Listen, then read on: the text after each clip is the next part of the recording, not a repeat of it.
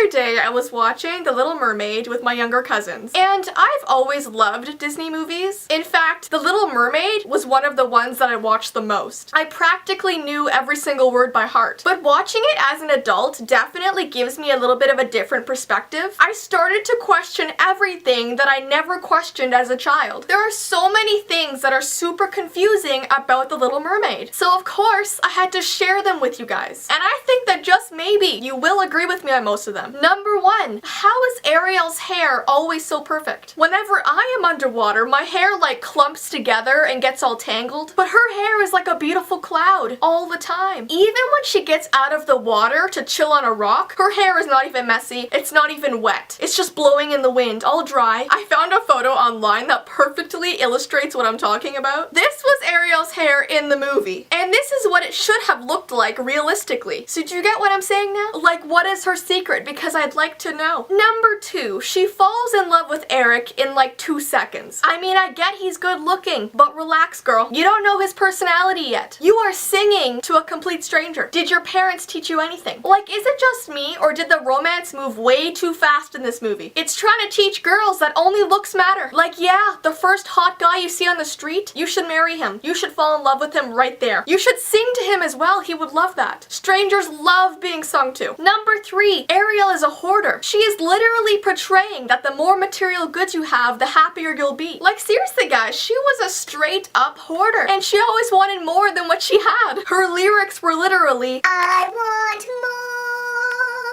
Even though she had a full cave full of stuff, she was constantly looking for more things to add to her collection. Think about it. Seriously, she needs to go on TV or something for her issues. Number 4, how messed up is it that Ariel's treasure trove includes a fish hook? It's just a little bit messed up if you really think about it. Why is she so excited about fish hooks? Why is she collecting them? They kill fish. She is a fish. That's like me finding something that kills humans and being like, wow, I should add this to a collection of mine. That's not weird at all. Number 5, how did Flounder get Eric's statue into Ariel's cave? This is a question that I would love the answer to. Eric's statue was rock, okay? Heavy rock. How did a teeny weeny fish get that all the way into Ariel's cave? Teeny weeny? I'm so mature. But seriously, he has like no upper body strength. His fins are like this. How is he gonna get a giant rock statue all the way into her treasure trove? Tell me. Number 6, King Triton is like extremely over controlling and borderline verbally abusive. Like, the extent that he flipped out when he found Eric's statue was just unnecessary. Like, if my dad came into my room and saw something that he didn't like, usually he would be like, you know what, Jess, you should probably get rid of that. He wouldn't like go on a rampage and destroy my entire room like Ariel's dad did. He went insane. Ariel's dad needs therapy. And as a kid, I won't lie, I was a little bit scared of him. He was constantly yelling at her and treating her horribly. Number 7, Ariel gave up her voice for a guy. Does anybody else realize how messed up that is? She gave up her ability to speak her mind for a guy she's never met. She's teaching girls that they should go to extreme measures to become somebody that they're not. What horrible morals! Who made this movie? Come on, Disney. Great influence. Number 8, Ariel made a deal with somebody who was clearly evil. Like, how did she not think that things would go badly? She is an evil witch. She obviously has bad intentions for you. Like, that was not a smart move on your part, Ariel. I am very disappointed in her thought process on that one. Number 9, why doesn't Ariel just write Eric a letter? We clearly see that she is capable of writing when she signs Ursula's little contract thing, so why can't she just grab a piece of paper and a pen at the castle? She could literally write down everything that she needs to tell Eric. Her name, the fact that she's actually a mermaid, the fact that she actually can talk but she's under a spell. She could tell him everything. I mean, the solution is so simple that I could pull my hair out. She has 3 full days with Eric. Isn't that enough time for her to be like, I can't speak. Maybe, just maybe, I should try and find a pen and paper in this giant castle full of convenient supplies. Number 10, why can't Max the dog talk? Like, literally every single other creature in the movie could. Crabs, seagulls, fish, you name it. Why can't the dog talk? I just need to know. It seems unfair that every single other animal and creature can. That is dog discrimination. Anyways, guys, that is it. I thought it would just be a really funny video to film for you guys. Literally, I was was watching The Little Mermaid with my cousin, and I was like writing down these notes as the movie was progressing, and I actually found out that so many other people have the same questions as I do. Because after I wrote all these stuff down, I went online to just make sure that my facts were straight, and there were so many other people that like had the same exact questions as I did. So there you go. I'm not the only one. And yes, I know this is a kid's movie, and because it is fiction, it is not supposed to make sense. I know. I just guess as an adult, I just unnecessarily analyze things more, which is like a good and a bad thing at the same time. But regardless, I will always absolutely love Disney movies. They're amazing and they will always be amazing. So don't take what I said too seriously. It's honestly, I'm just kidding. I'm just joking. It's just a funny video. But if you guys would like me to do a few more videos titled 10 things wrong with blank, just let me know and I will do them every once in a while. Because it would definitely be fun for me to just sit down and watch a popular movie and like write down all the things I find wrong with it and then make a video. Like, I think that would be really interesting, but let me know if you guys like that idea.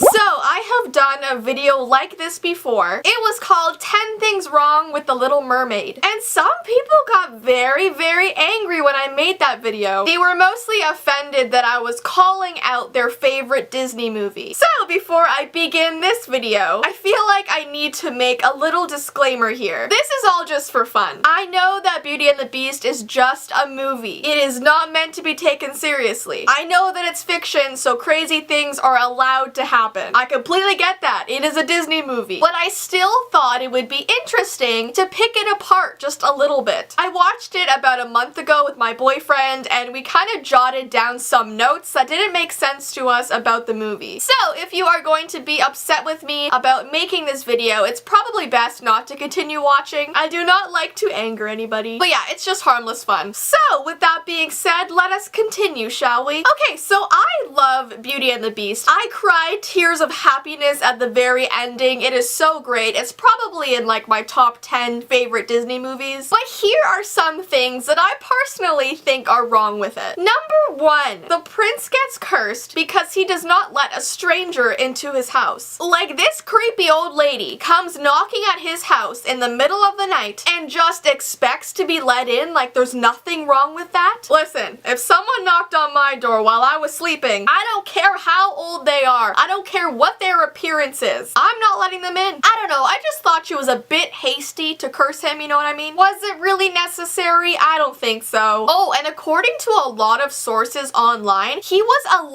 11 at the time. So you, old lady, are punishing an 11-year-old for not letting you into his house? Really? Come on. He was just obeying the do not talk to strangers rule and you punish him. Oh, and just to add on to that, number 2, why was the prince answering the door himself? Isn't that a little bit dangerous? Like, shouldn't his guards or his servants answer the door first to make sure the person at the door isn't a threat to the prince? I've just never heard of a prince answering the door himself, that's all. And what the heck ended up happening to this old woman anyways? She's clearly a very, very powerful sorcerer. Like, does she roam the earth torturing other people? Because she was never caught or defeated in Beauty and the Beast. Number 3, why in every Disney movie ever does true love's kiss have to break the curse? Think about it. Little Mermaid, Beauty and the Beast, Sleeping Beauty, Snow White. Why can't we change it up a bit, you know? Why can't the curse break if you eat like a large cheese pizza in under a minute? Come on, Disney. It's getting repetitive. Number 4, isn't it a bit messed up that if the Beast does not find love before the age of 21, he'll be cursed forever? I mean, it's already difficult in the real world to find love before that age, let alone in a deserted castle in the middle of the woods. And number 5, how does this sorcerer expect that a young woman is gonna fall in love with a huge hairy beast? I mean, he's terrifying. You're making this super, super hard for him. He looks like a werewolf on steroids. Like, yeah, let me just fall in love with that. That sounds easy. And don't get me wrong, I get that Disney is just trying to show people that you should fall in love with someone's personality and not their looks, which is obviously cool and all, but come on, his teeth are the length of my toothbrush, for goodness sake. I just feel like fear fear would override any other emotion I was feeling. I mean, it's just natural. It's in our bones. It's in our being to be afraid of something like that. Number 6. Belle starts loudly singing and insulting her town in front of everybody. Basically going on and on about how boring her town is and how much she wants a different life. There must be more than this provincial life, she says. She's literally singing in a nice way about how much she hates the town. And I mean, that's fine, Belle. Have your own opinion, that's cool. But maybe sing about it a little bit quieter, because you're quite loud and all of the village people are looking at you. But I mean, in saying that, the village people are just as bad because they are singing about how weird Belle is because she reads books. They also call her peculiar right in front of her face. I mean, this town does not know how to talk quietly. This whole song sequence at the beginning of the movie in the town is just insults being hurled everywhere. Number 7. How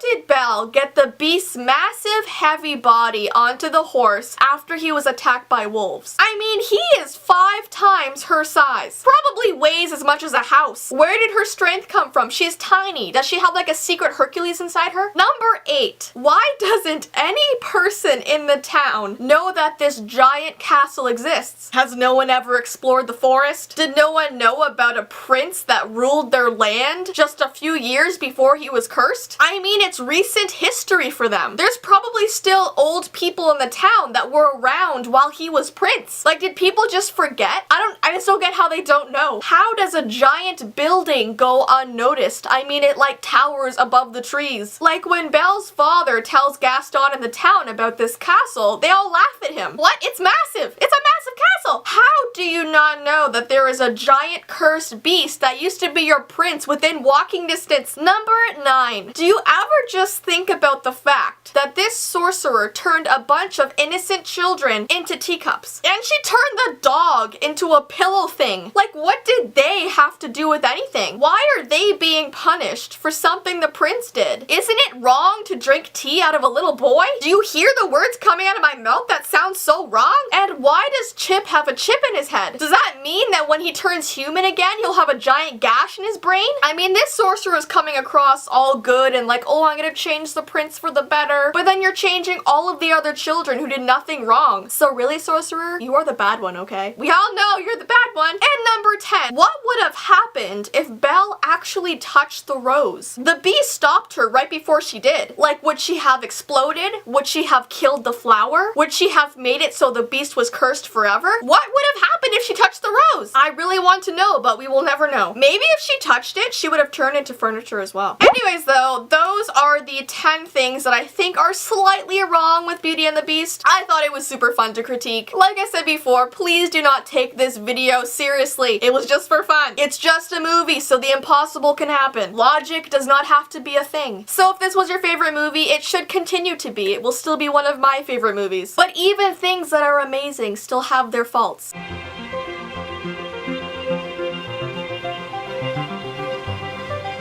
So today we're doing a very interesting video called 10 Things Wrong with Cinderella, and I started this series I think about a year ago. I think I did 10 Things Wrong with The Little Mermaid and 10 Things Wrong with Beauty and the Beast, but for some reason I just stopped doing this series, and I think I should continue again because it's really interesting. Basically, I rewatched the movie as an adult and I write things down that sort of confuse me, like sort of questions that are unanswered in the movie. Just sort of strange findings that I have. And I just want to let you guys know that I love Disney movies to death. This is not against Disney or Cinderella. It's honestly just for fun. I feel like whenever I do these sort of videos, people take it very, very seriously. Please don't. I mean, I know it's just a movie. I know it's made up. These questions are just for fun and to make you think a little bit, so don't, you know, think too deeply into it. I love Cinderella no matter what. There are some confusing points. But without further ado, let's get into this. So the first question that I have is, how did Cinderella's father fall for the evil stepmother? First of all, she looks really, really old, because if you think about it, when Cinderella's father married her, he was probably in his 30s, because Cinderella would have been a very young child, and she definitely looks like she's in at least her 70s, right? Like, come on, like she looks like an older lady for sure. She's more like a step grandmother. It was implied that Cinderella's father didn't necessarily marry out of love. It could have been for money or because he wanted his child to have a mother. I just feel like there must have been other suitable choices. Like, couldn't he tell that she wasn't the nicest lady around? She wasn't the nicest lady in town. Like, she always has this like snarled, like angry look to her face, and like she walks around like all prissy. Like, I feel like he should have known this. Like, if I had a kid and I was trying to find her a father for some reason, I would like want him to be the nicest guy. I'd want to watch him treat my daughter amazingly. I feel like I would just know if the guy was bad. The next one is how and why did all of the spouses die in Cinderella? So at the beginning of the movie, Cinderella's mother is dead. Her father marries the evil stepmother who is also a widow, so her husband died. Then Cinderella's dad dies. And then we find out the king is also a widower, so his wife died. Like, what happened to all these people? Why is everyone just dying left, right, and center? It's never explained. And I mean, I get it's a kid's movie, so they're not gonna want to put any sort of depressing information into that. But you can't help but wonder, like, why? Is it like a zombie apocalypse? Like, what's going on here? The next question I have is, aren't slippers that are made of glass totally uncomfortable? And I'm not gonna lie, they do look gorgeous. But wouldn't you be concerned that they would break or something? Like, if you literally step on the smallest rock, you're done for. Glass against rock, just psh, the shoe would crack into a million pieces and you'd probably injure your foot in the process, right? They also sound like they would be very heavy. Like, if you ever pick up even a small glass object, it has weight.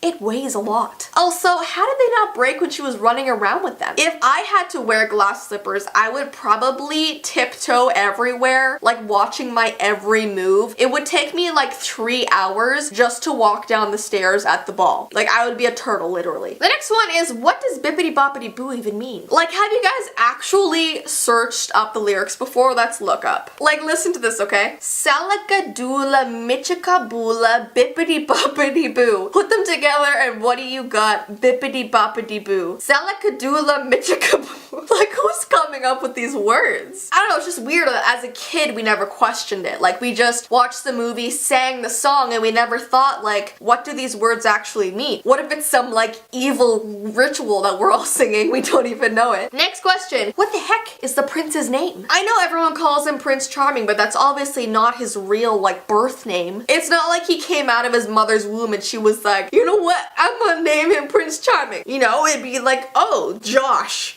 Timmy, Wesley, Mr. Bob, like something else other than Prince Charming. And then when Cinderella runs off at the end of the night, he mentions that he doesn't know her name. I mean, isn't that the first thing people learn about each other? You know what I mean? You meet someone new. What's your name? My name's Cinderella. What's your name? My name is Prince Charming, aka Billy. You know what I mean? Like, you kind of, like, that's the first thing you do when you meet somebody. Like, what the heck were they talking about when they were dancing? It would drive me nuts not knowing someone's name. Like, if I hung out with a guy the entire night, danced with him, all kinds of stuff, I would be like, what's his name? What's his name? The next one is that, how does the evil stepmother and the stepsisters not recognize Cinderella at the ball? I mean, yeah, she's all dressed up, she has a bit of makeup on and everything, but she still has the same face. The same face that grew up with the stepmother and the stepsister. It's like, it's not a hard thing to not know. This is what sort of always confused me in some shows and movies. Just like Hannah Montana, how when she puts on the blonde wig, everyone's like, wait, she's not Miley, she's a totally different person. Like, I could sit here and put on a blonde wig, and if you guys don't recognize me, I am so concerned for you. Like, I never get that about shows and movies. Like, they have the same face.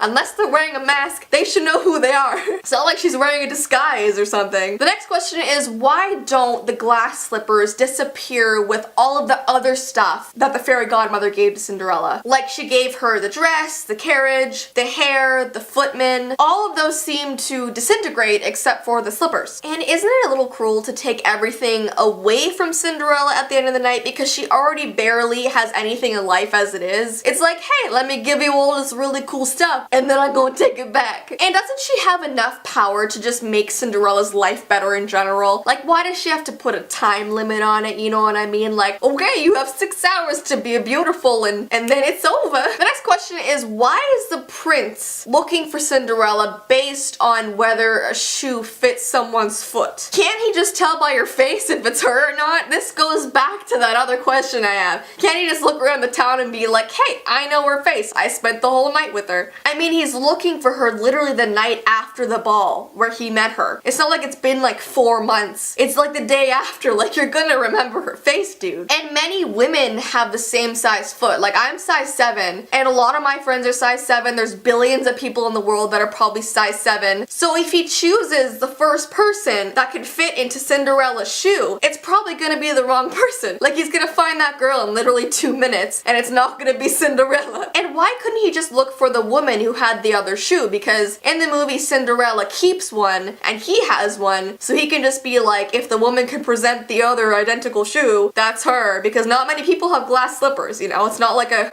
common thing to have. And lastly, what happened to the evil stepmother and the stepsisters at the end of the movie? Because we never really have any closure on that subject. We don't really know what happens to them, which is really weird because usually in Disney movies, it shows that the villains are sort of given the fate they deserve. Like, it usually shows what happens to the villains at the end of the movie, whether they die or get punished or something. So it's weird how Disney wouldn't sort of give us that conclusion. But in the end, Cinderella is happy. She is with her prince. So I guess that's a good thing and that's what I have to hold on to. But anyways though, it seems like a lot of people had the same ones as me. Like, I feel like us as a whole, when we watch the movie, we all have the same confused thoughts. But regardless, the movie's amazing. I love Cinderella. I will watch it again. And yeah, if it's your favorite movie too, I hope this didn't offend you. It wasn't meant to. It's just for fun. It just makes you think. And if you guys have any other questions about the movie that I did not cover, definitely ask them down below in the description. I'm curious to see your thoughts on this.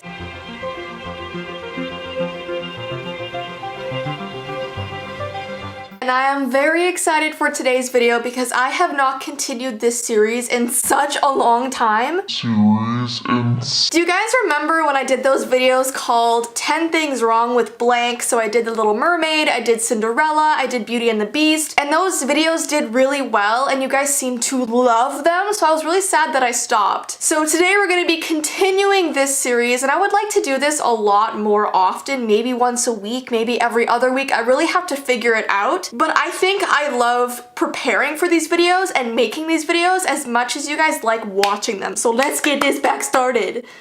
Let's get this back started. Words. I also don't want to limit myself with 10 things because some movies might have 8 things wrong with them, some movies might have 20 things wrong with them. So I think we'll just call the series Movies. Get it? V's. Movies. It's like a thing, you know what I mean? You get it. But for the first few, I'm definitely gonna start off with movies that everyone has probably seen. Like, I'm sure most of you watching this have seen Tangled, and if not, you can just pause this, go watch it. I'm pretty sure it's on Netflix right now, and then just come back here and finish this video. Okay, so let's get into 16 things wrong with Tangled. Now, I always feel like I have to do this tiny little disclaimer every time I make a video like this. I just want to say this is just for fun. If Tangled is your favorite movie ever, that's okay. I love the movie too. I know people like to say, but Jessii, it's just a movie. You're supposed to suspend your disbelief for the movie. Why are you saying the thing's wrong with it? I know that. As I like to say, it's just for fun. For right now only, we're gonna look at this movie very logically and see what is logically wrong with it. So for anybody getting mad about what I'm saying, it's just for fun. It's just a video, it's for fun. So some of these I came up with myself and some of these I found on the internet. The first point, the king should have fired every guard in the castle after Rapunzel was kidnapped. And this is because Gothel, who was an old lady at the time, only had the point of entry of climbing up the balcony. And then she had to escape through the city carrying a crying baby. And the only way in and out of the city was through one bridge. So it's just crazy to me how she was able to go and do that when there were guards everywhere. How, if you think about it logically, would someone be able to do that? Like, if the guards are that clueless, does the king really want to have them around? Because they're obviously not very protective, so just something to think about, you know what I mean? me? The second point here. How exactly did Rapunzel get Pascal? It's clear Gothel not only knows of his existence, but it appears she would be mad if she found out Rapunzel even had a pet. But he's also a chameleon, which is clearly not from that climate.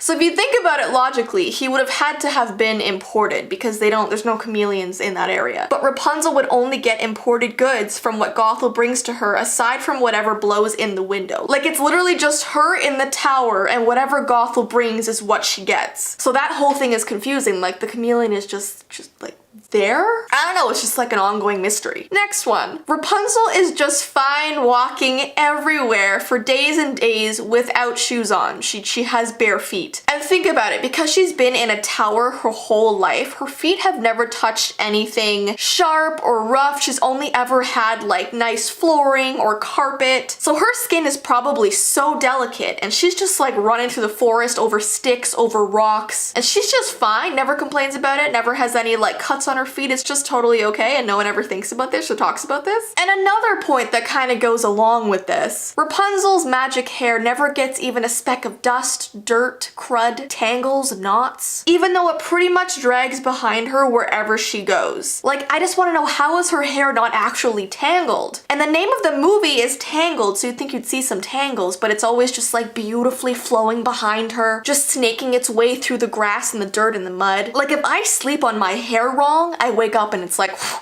Actually right now it's not doing so well. I just washed it, and whenever I wash my hair, it just kind of like dries like a big fluff, you know what I mean? Next point, Rapunzel's technique of using her hair as like a weapon or a whip would never like work in real life. Like, if my hair, let's just say my hair all of a sudden grew 5 feet overnight and I wanted to use it as like self-defense or something, if I ever whipped that long, heavy length of hair, it would just like flop on the ground, you know what I mean? It wouldn't hurt anybody, it would just like poof, on the ground. Like, the fact she can just like whip her hair so fast and it's like, cha, is like, I don't know about that girl. Next point. Gothel waits a whole 3 seconds after calling for Rapunzel, only once, to let down her hair before uncovering the tower entrance she concealed years ago. So you know when she calls for Rapunzel and suddenly she freaks out because Rapunzel hasn't like let down her hair for her? So she literally goes and takes all the rocks and uncovers that hidden entrance. She only waited 3 seconds for Rapunzel not to reply, which is weird because earlier she waited around 30 seconds for Rapunzel to come to the window. And yeah, she has a bit more reason to fear something is up, but if she was wrong about this, she basically will show Rapunzel an alternate way out of the tower. So you'd think she would at least wait maybe a minute and then freak out? It just seems a little bit hasty to me. Next point. Are the guards really taking orders from a horse?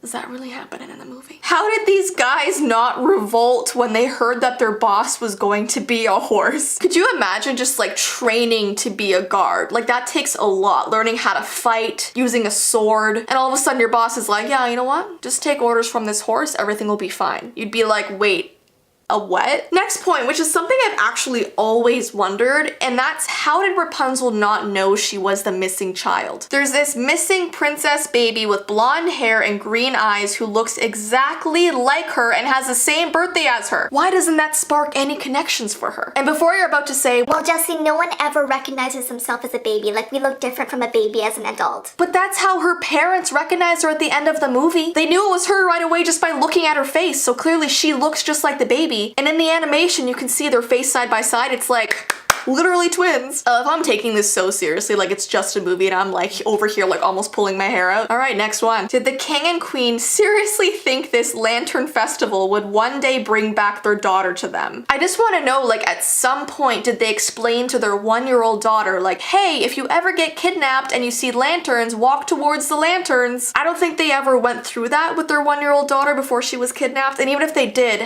no one remembers anything from when they were 1 year old, you know what I mean? It's just like, how did they think she was gonna like look at lanterns and that would like click in her mind like, oh my gosh, those are my parents. All right, next one. Is there any reason in particular that Eugene didn't wait until after Rapunzel healed him to cut her hair off? Did he ever think that that would be a little bit more productive? It would save his life and then they could be together forever. Did he ever like even consider that in his mind? No, he had to go for the dramatic move because there always has to be those dramatic moves in movies. The dramatic moves never really make any sense, but they have like an emotional impact, so everyone watching is like crying like, oh my gosh, he loves her so much. And no one actually thinks like, hey, he could have waited like 5 seconds.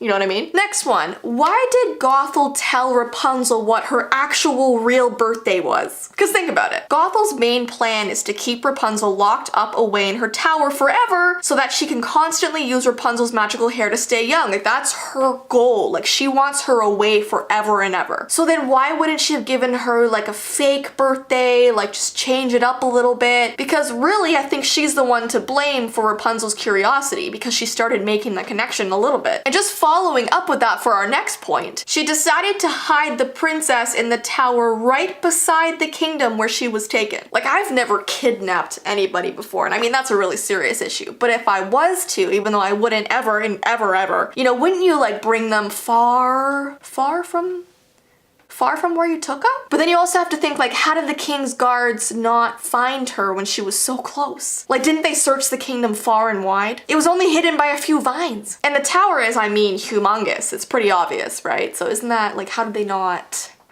find that? The next one is, how does Rapunzel know how to swim? This one just blows my mind so much. Someone who has been locked in a tower for their whole life is gonna have some, you know, disadvantages in the outside world. I mean, think about it. She had only felt grass under her feet like a few hours ago. Like she had only seen and felt grass for the first time just like mere hours before, and now all of a sudden she can swim. Makes a lot of sense. The next three are some sort of bad morals the movie might teach kids. The first one says, the movie teaches kids that getting old is every woman's biggest nightmare. Because think about it, for Mother Gothel, getting older is like the worst thing. She wants to stay away from it. She even kidnapped somebody to not get old. Like that is drastic. That is such a drastic thing to do to a poor little child, just to not get older. And yeah, girls watching aren't meant to like relate to Gothel, like you're supposed to not like her, so I get that. But it still lets out a bit of a statement that growing old is like not a good thing. It should be avoided at all costs. The next thing the movie likes to let out pretty clearly is, you should always trust a man you just met, especially if he offers to help you run away. Sounds really safe, right? I mean, imagine if that happened in real life. Like a guy came to my door and he's like, hey, like, follow me. I'd be like, I'm gonna call the cops. And the last one is that when you finally gain independence, it's best to get married right away. Yeah, you know, she spent the better part of her 18 years living in a tower with her addict mother. Don't you think when she was rescued and was finally like out in the world, she could have spent some time with herself, getting to know the world, getting to know her own, you know, her being. You know, maybe seek a therapist, travel a little bit, and then, you know, bunk her down and marry the dude. Enjoy your newfound freedom, you know what I mean? Anyway, so those are some of the things that I found that most people think is weird about the movie, but I always want to close this off with a good note because honestly, I really did enjoy the movie. I thought it was so hilarious. Like I don't always laugh throughout Disney movies, but I really enjoyed this. It was really comedic and enjoyable, and I love adventure movies. Like anytime someone's on an adventure, I'm like, yes. So definitely watch it if you have not seen it. These are just, I mean, if you ever look at a movie and try and be logical about it, there's always gonna be something wrong because you're supposed to look at a movie in disbelief, like suspending your disbelief, because it's fake. It's not actually happening. Someone thought about it in their mind. So these videos are just like funny to think about it logically, you know what I mean? But definitely comment down below if you can think of any other ones you want me to cover.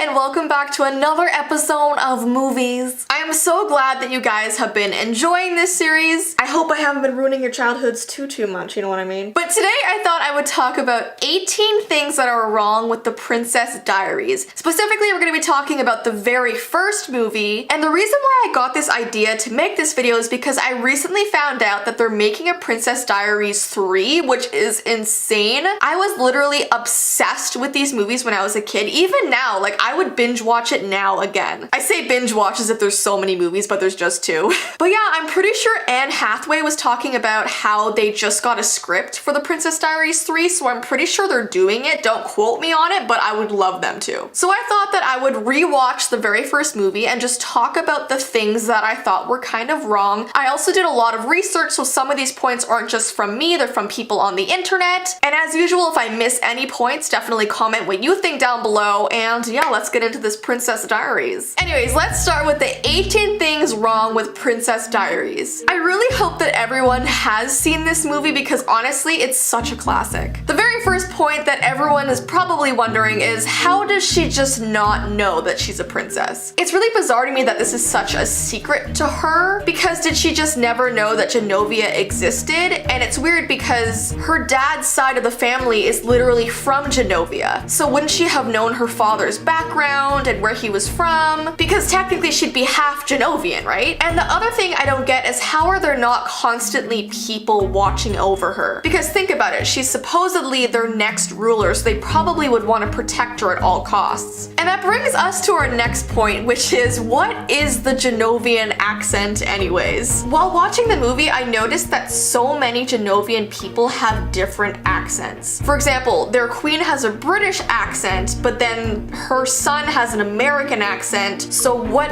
are they? Now I literally have their anthem stuck in my head. Genovia, Genovia, forever will your banner Raise?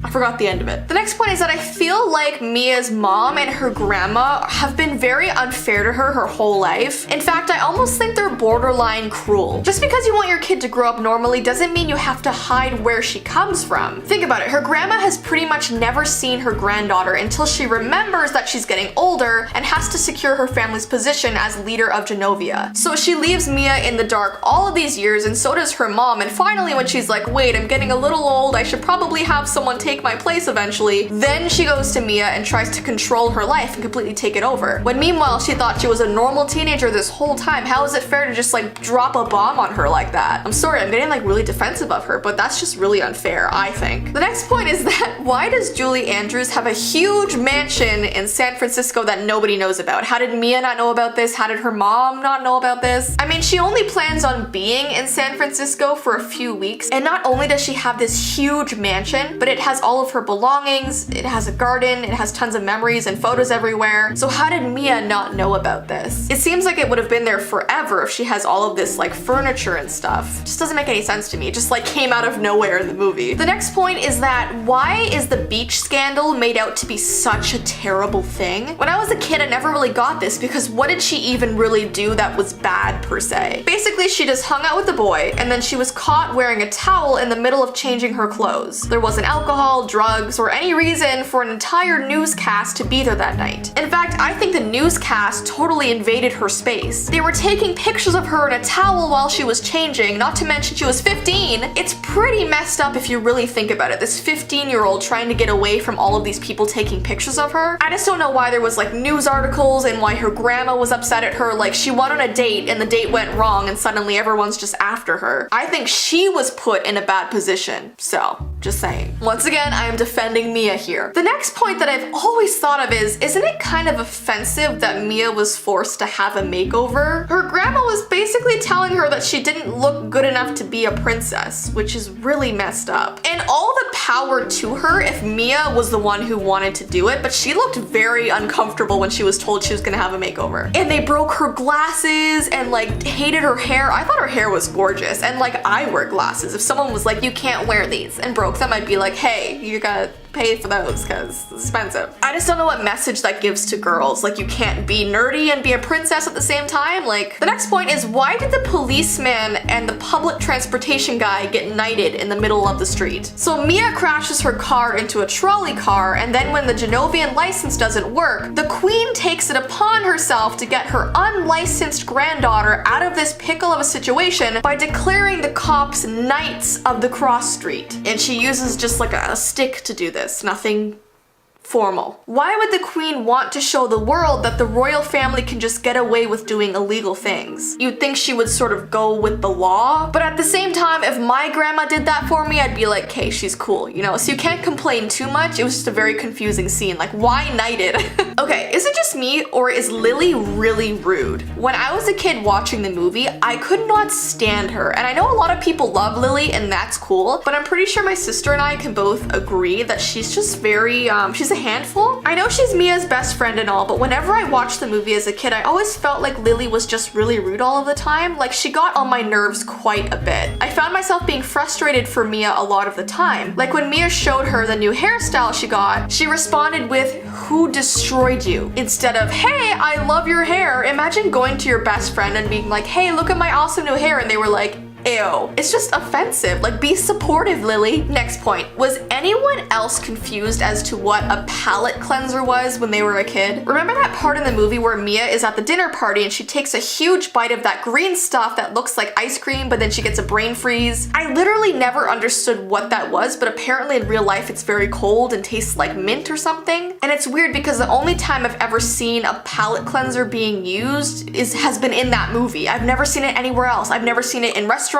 in any other movies, just Princess Diaries. The next point is that how many of you guys knew that Whitney Houston produced the movie? And listen, this is not one of the points that are wrong with the movie. Like, she is so awesome. What's wrong is that I never knew she did. It wasn't until I was watching the opening credits again that I saw it, so I must have completely looked past it as a kid. I don't know, I just thought that was pretty cool. That's like an Easter egg altogether. The next point that I see a lot of people being confused about online is, what are the odds that Lana finds two best friends who are named Anna and Fontana? Like, remember that little thing they do in the movie, like, I'm Lana, Anna, and Fontana. I was always like, wow, like you're three best friends with names that rhyme. Like, when does that ever happen? The next point that was also very confusing for me to understand is that Mia's grandmother says that Genovia will cease to exist if she doesn't ascend to the throne. I don't get how a country can just cease to exist. Can't they just find another royal if she refuses to do it? It's not like the whole place will just crumble to the ground. Like, don't they have backup plans and stuff? Like, if my grandma suddenly came to me right now and she was like, "Hey Jess, you're a princess, come with me, you're gonna go on the throne," I'd be like, "Hold on, grandma. No?" Like, you can't go your whole life thinking you're something else and then you're something other.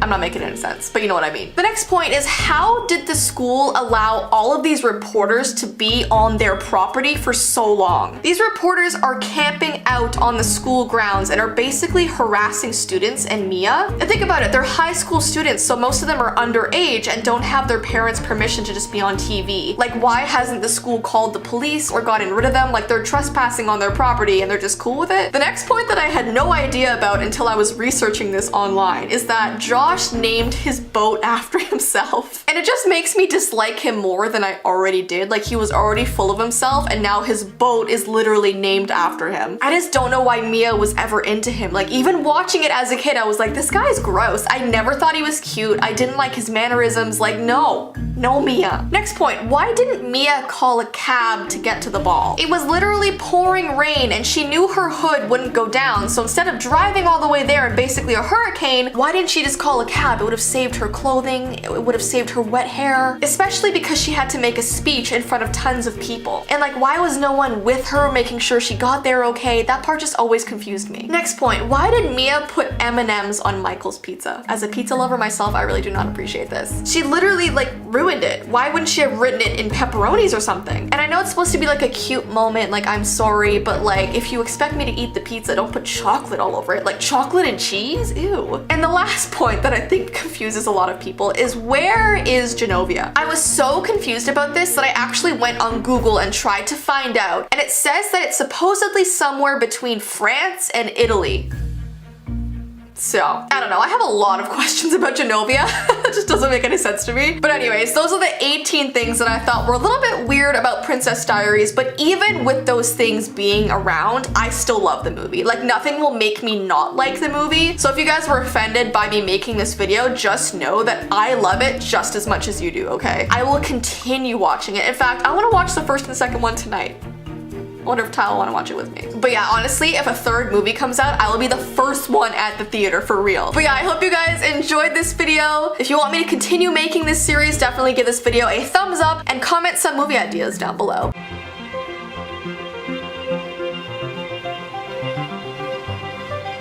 Alright, so I honestly never thought that I would ever make a video about High School Musical, but since we are doing this movies series, I thought that I would. Now I will admit I haven't seen this movie in such a long time, but I did used to watch it constantly as a kid. It actually didn't come out when I was that young. I was maybe like, I don't know, 10, maybe 12? No, like 10 years old? I honestly don't know, but I know it's a very popular movie, and for this series, because it is February, I want to pick movies to review that are kind of Valentine's-y, which means movies that have love stories in them. So everybody knows that High School Musical is technically a love story, so that's what we're going to be talking about today, and I did have to go online and find help from other people to talk about what is wrong with this movie. So many people have tons of opinions about strange things that happen in the movie, and I also remember a lot of things that I'm going to talk about as well. And as usual, if I ever forget anything, definitely comment some points down below. So I have no idea what I'm going to title this video, but so far I have found 21 things that are wrong with High School Musical. We are specifically going to be talking about the first one because honestly, I don't remember a lot from the second one. And was there a third one? I don't even know if there was a third one. Was there? I'm like way too old for this. The first one is the one that I personally remember the best, so we're covering that one. Okay, so the very first thing that always struck me the wrong way was that at the beginning of the movie, Gabriella's mom takes her book from her, which I find strange because usually you want kids and teenagers to be reading, to be educating their minds, and this mother was like, nope, let me just rip that book from your hands and you just go out and party and stuff. And listen, I know her mother just wanted the best for her, I totally get that, but like taking a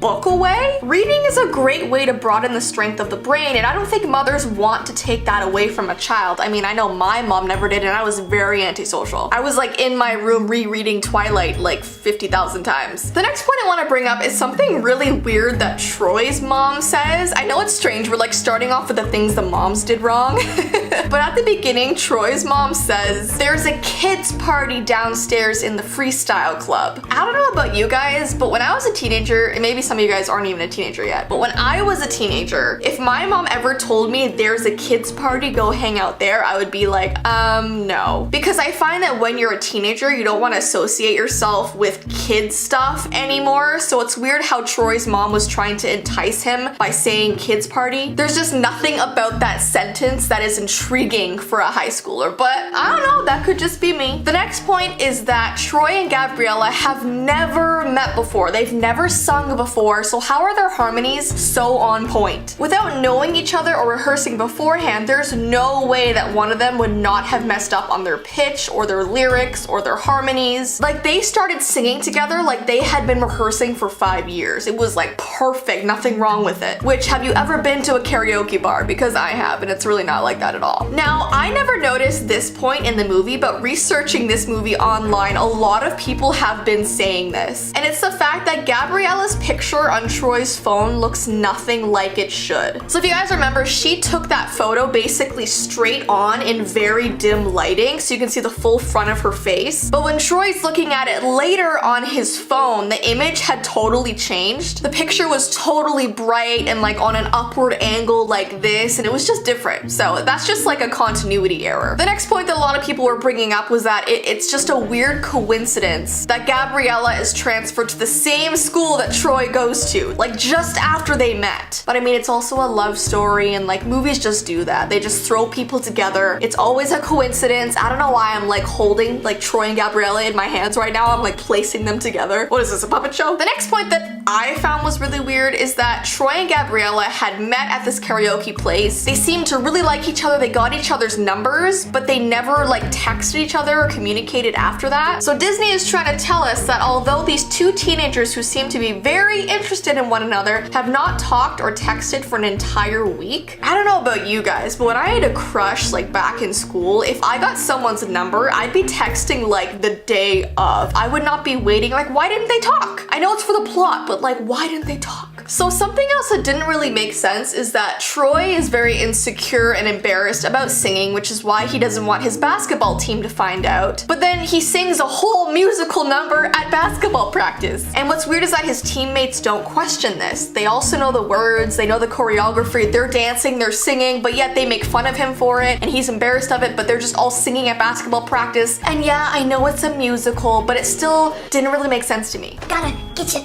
head in the game. So another thing that's very weird is that Miss Darbus is all about the theater and wanting people to join the theater. Like, she advocates for trying to get kids to be in theater. So what doesn't really make sense to me is that she's saying that she wants to get more people involved in theater, but initially denies Troy and Gabriella a chance to audition despite being a bit late. So she's kind of contradicting herself. Like, yeah, they're running a little bit late, but like, at least they're trying to be involved, you know what I mean? The next point is that, do you notice that in this movie, they're not really in classes? And I mean, the whole movie is about high school, but you only ever see them either rehearsing or sitting around talking about their feelings. Like, they're rarely in class. Like, there's what, like 1 or 2 scenes where they're actually in class? The next point is that Chad and Zeke find Troy's secret hiding spot, although he nor Gabriella reveal where it is or how to get there. And then Troy never asks them like how they found him or if they were following him. He just seems to accept the fact that they easily found his secret hiding spot. For those of you that have ever done exams or very serious tests in school, this next point will probably confuse you as well. And it is that the judges of the Scholastic Decathlon allowed Taylor to use a computer during the competition. Wouldn't that be considered cheating, even though she might not be using it to cheat, but aren't you not allowed like technology near you during this thing because she could technically cheat? You know what I mean? Am I making any sense right now? Because I think I might be making sense. Okay, next point. Have you guys ever been to a gym? Like a school gym? Obviously you have. I think everybody has to take a school gym class. But you have to literally wear like sneakers. Not black sneakers. They have to be like white sneakers so you don't scrape up the floor. Or at least that's how it was in my schools. You had to like wear non-scraping running shoes on the basketball floor. Otherwise, you can't play. And the school was just allowing Gabriella and Kelsey to wear heels on that floor. Heels scrape, they mark up things, and they're just like dancing around, jumping around, and like no one cares. Oh, this next point always just like messed with me and it left me in suspense my whole childhood. And it is that we never figured out what the musical was about. Like we knew they were auditioning and singing songs, but we never actually knew what it was about or what was going on with that. There are so many questions that everybody has. Like, who are Arnold and Minnie, the roles Troy and Gabriella are auditioning for? Kelsey wrote an entire musical and we don't even know what time period it's set in, let alone any plot points. What is it about? Next point, why is detention so laid back at their school? I know that detention at my schools, and I've never had detention, or have I? I don't know. But usually you're sitting at a desk doing like homework or reading a book, and there's a teacher in the room just staring at you for like 60 minutes. But in High School Musical, they get to paint set pieces and they're like napping in the middle of like the theater. I would love that. Like, I would go get detention just to go paint set pieces. That'd be so much fun. Okay, the next point is just so hilarious to me. It doesn't make any sense. How did Troy not see that his friends were recording him on a big webcam? Because it wasn't even like the little like webcam thing on your laptop. It was like one of those big chunky ones that you hook onto the top of your screen, and they were like right in front of Troy. Like the camera was like right here, and like how did he not see that? The next point is that Sharpay really needs to mature. She annoyed the heck out of me when I was a kid and I watched this. Like, I wonder what Sharpay would be like if she actually got onto Broadway and got a bad review. Would she blackmail the director to get a role? Like, she's this serious about a high school play? Like, how would she be in the real industry? It's kind of scary to think about. The other thing that kind of follows up with this is Sharpay's weird obsession with Gabriella. Like, all she did was look at the Winter Musical tryout sheet, and Sharpay immediately launches an investigation into Gabriella's past. And then she starts following her around and eavesdropping on her conversations. Like, why was she so invested so quickly without knowing her? And I know it's kind of like competition for Sharpay for the musical, but she didn't even know if Gabriella was gonna audition yet. Gabriella just looked.